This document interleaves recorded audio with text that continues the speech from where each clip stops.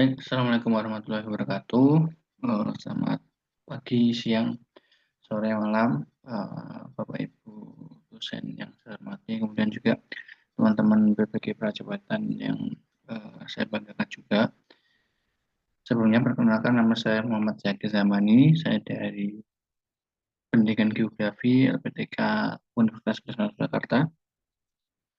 Mohon izin untuk memaparkan penugasan di mata kuliah perancangan pembelajaran dan asesmen yang efektif, ya. Jadi pada topik 2 ini yang terkait koneksi antar materi, saya membuat sebuah mind map dan juga saya presentasikan di sini untuk memperjelas bagaimana mind map yang saya buat sebenarnya sudah cukup ringkas, padat, dan sesuai dengan koneksi antar materi yang sudah saya terima. Nah, mohon izin share screen.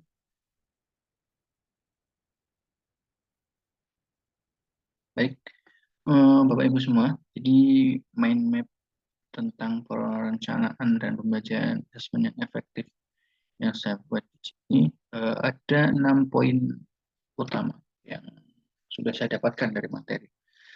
Yang pertama, di awal saya mendapatkan terkait contoh modul ajar yang sesuai dengan panduan, ya. Jadi di yang panduan itu ada 3 komponen utama, yaitu ada informasi umum yang nantinya berisi tentang identitas penulis, kemudian target peserta didik, capaian pembelajaran apa yang ingin dicapai, kemudian eh, profil pelajar Pancasilanya, dan lain sebagainya. Nah, kemudian setelah informasi umum ada kompetensi intinya. Nah, jadi kompetensi inti itu proses pembelajaran yang akan dilaksanakan. Kemudian yang terakhir adalah lampiran-lampiran, dapat berupa lembar kerja, rubrik penilaian, kemudian asesmen yang detailnya, baik itu sumatif, formatif, kemudian ada juga terkait dengan daftar pustakanya, dan lain sebagainya. Itu adalah eh, komponen modul ajar. Nah, setelah mendapatkan contoh modul ajar, sehingga saya memahami komponen apa saja yang dimuat di modul ajar, ada prinsip asesmen yang efektif. Jadi pada topik ini, topik 2 ini, saya juga mendapatkan materi berkaitan dengan prinsip asesmen yang efektif, di mana asesmen yang efektif itu harus mengacu pada tujuan pembelajaran dan tentu sesuai konteks apa yang sudah diajarkan, apa yang akan diajarkan. Gitu. Nah, kemudian yang ketiga yaitu tentang tahap menyusun rancangan pembelajaran. Nah, dalam menyusun rancangan pembelajaran itu tahapnya dimulai dari bagaimana kita itu bisa menganalisis sampai pembelajaran, hingga nanti jadi tujuan pembelajaran dan jadi alur tujuan pembelajaran, hingga nantinya pada evaluasi hasil belajar. Itu adalah tahap menyusun rancangan pembelajaran. Kemudian selanjutnya yaitu ada tantangan dalam menyusun rancangan pembelajaran. Jadi sebenarnya di sini dalam implementasi kurikulum Merdeka ini, ya bukan hanya di masih kurikulum Merdeka, tapi hampir di semua aspek menurut saya. Jadi adalah tantangan yang ada adalah bagaimana mindset kita, ya, atau penerimaan kita terhadap sesuatu yang baru atau pembaharuan yang datang. Nah, seringkali ketika mindset kita ini ya tidak bisa menerima akan pembaharuan yang ada, maka ya dalam merancang, dalam mengembangkan itu akan susah untuk dilakukan.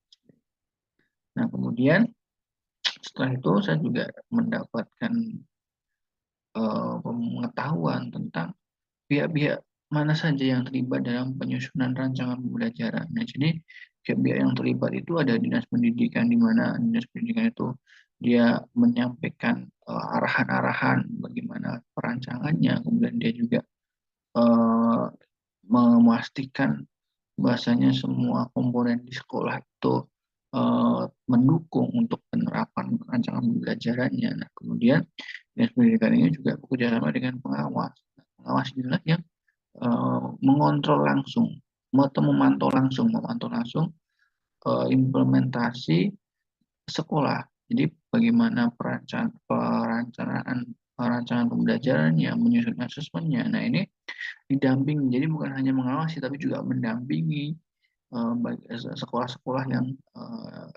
menjadi bagian pengawasannya. Itu adalah fungsi dari pengawas. Kemudian juga yang berperan di sini ada kepala sekolah. Tentu kepala sekolah perlu seperti mengadakan kegiatan workshop, IHT kepada pendidik yang bekerja di situ, sehingga eh, dan juga selain itu ini membentuk komunitas pendidik di dalamnya. Jadi misalkan satu mata pelajaran itu ada dua guru, nah itu dibentuk MGMP mata pelajaran, ataupun dengan rumpun yang sama. Misalkan ternyata di satu sekolah hanya ada satu guru, nah bisa dengan rumpun yang sama, rumpun sosial dan rumpun sains seperti itu.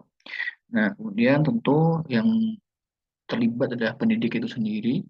Nah, baik itu pendidik yang memegang mapel yang bersangkutan ataupun antar mapel. Karena capaian pembelajaran itu juga harus terintegrasi dengan mapel-mapel yang lain. Nah, kemudian yang terakhir adalah berkaitan dengan konsep apa yang kurang saya pahami dari materi yang sudah saya dapatkan.